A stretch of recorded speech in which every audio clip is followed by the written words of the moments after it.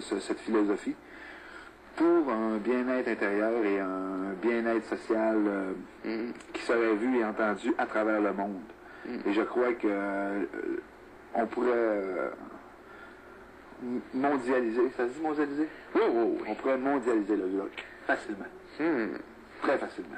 Très intéressant, très intéressant. Croyez-vous qu'on va enseigner le Glock dans les écoles du Québec?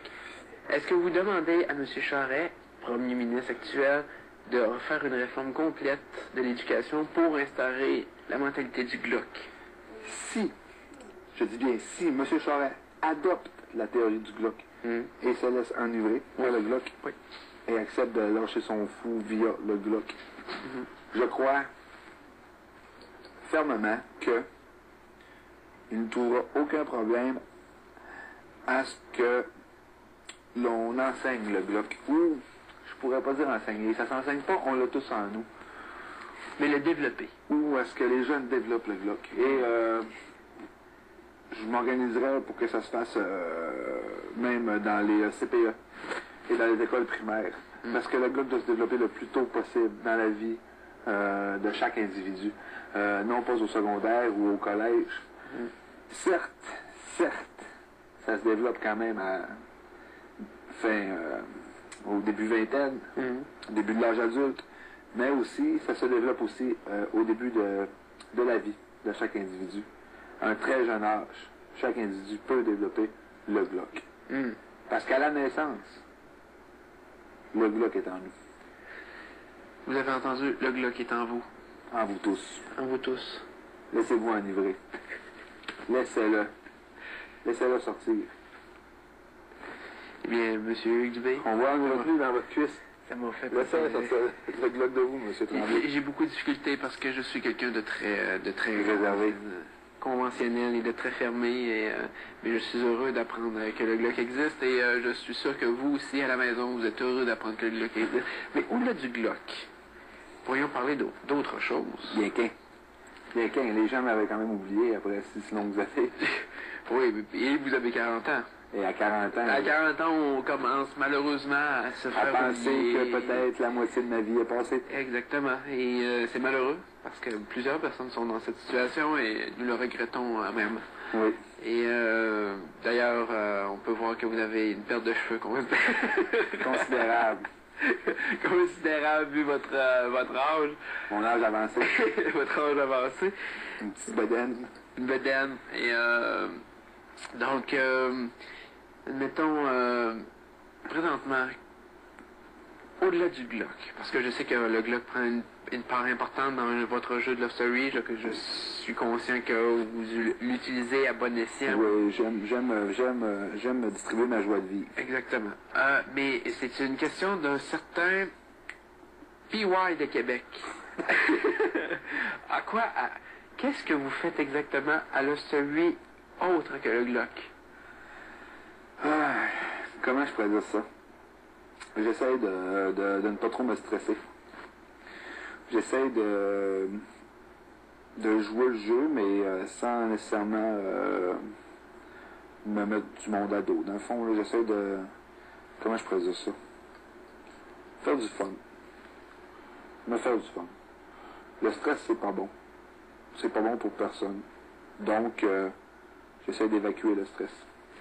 D'où les oméga 3, qui aident à bon fonctionnement, un bon fonctionnement cérébral, des fonctions cérébrales. Donc, chaque jour, je prends 2-3 oméga 3 qui font que j'ai plus de facilité à me concentrer et moins me stresser.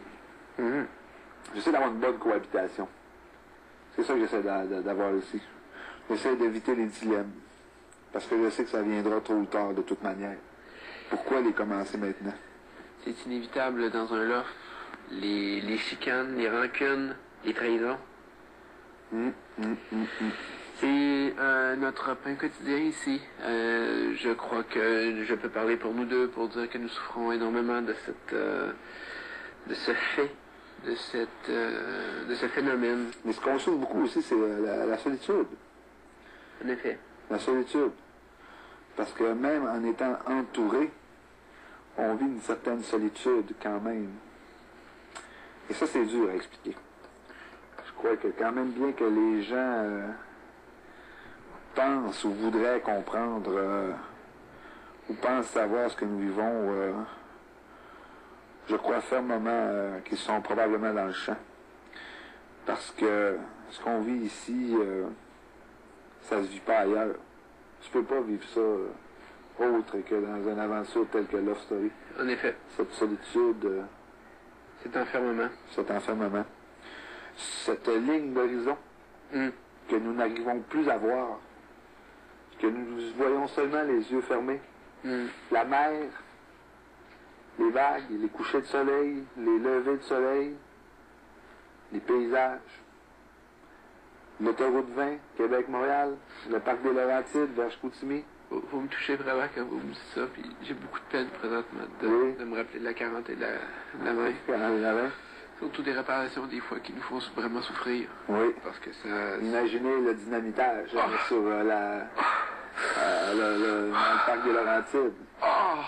Quand vous êtes pris pour rester parqué pendant une demi-heure parce qu'on dynamite le roc. Non, afin d'ouvrir une route 4 voies qui pourra peut-être ouvrir des portes à la région Saint-Lac-Saint-Jean. Ça fait mal au cœur. Ça fait vraiment, vraiment mal au cœur, je crois. Toute l'idée que nos routes du Québec souffrent. Oui, elles souffrent grandement. Malade. Grandement. Oui. Et je crois que la suspension des voitures aussi souffre énormément. Grandement. Et j'ai justement fendu une roue de ma voiture. Non. Oui. À quel moment? Cet automne. Cet automne, j'ai fendu une roue de ma voiture, ce qui a fait que ma roue dessoufflait. Un slow flat, je pense qu'il appelle, ou je connais pas trop l'expression anglophone. Parce que vous voyez, je viens quand même d'une région qui est principalement francophone. Donc, I speak English by moton. Moton. Alors, j'ai goûté à un nid de poule qui me malencontreusement coûté quelques frais pour réparer cette roue fendue, bien sûr, que je devais regonfler aux 24, 36 ou 48 heures. Tout dépendamment de la température ou je sais pas trop. La pression à l'intérieur du pneu. Votre histoire me fait réellement souffrir, M. Dubé. Je crois que c'est un message à M. Charret. Vous avez de l'huile sur les mains, M. Charret. L'huile des voitures endommagées. Vous devriez prendre conscience que ce que vous faites est immoral. Vous devez réparer ces routes. Vous devez faire en sorte que les voitures roulent normalement sur nos routes. Les faire plus fortes. Régir de meilleure façon des camions qui passent sur nos routes et les endommagent. Monsieur Charret, ici je crois que nous pouvons former une fondation pour les routes blessées et les voitures endommagées.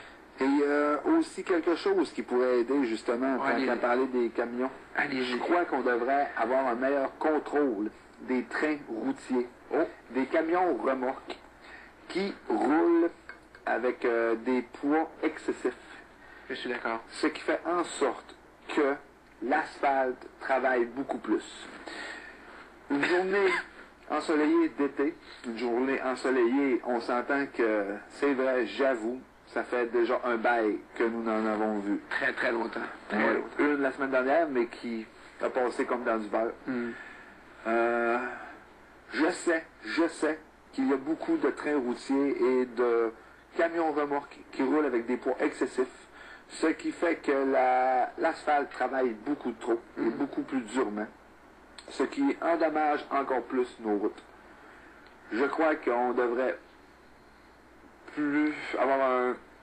renforcer le système de, comment pourrais-je dire, vérification et de peser des camions remorques afin de continuer à sauvegarder les routes du Québec.